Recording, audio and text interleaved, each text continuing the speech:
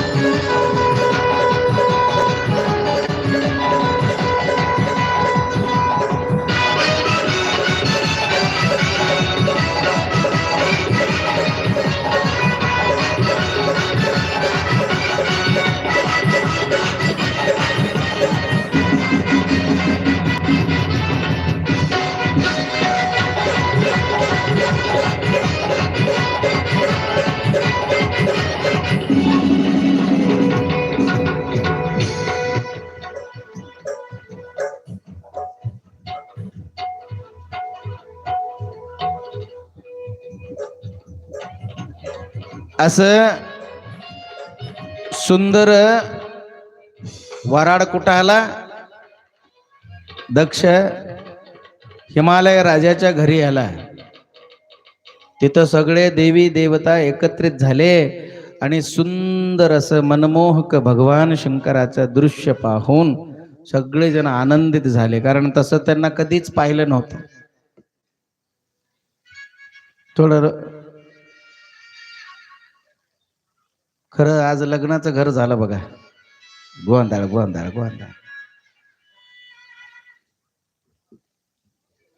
आता थोडं आलेले पाहुणे रावणे मंडळीचा सत्कार आहे बरं का. हा, सत्कार झाले की मग पुढचं लग्नाचं कार्य पुढे चालते. हा, आता आमचे पंचाक्षरी अप्पा कोण सांगणार आहेत सांगा. सत्कार घ्या.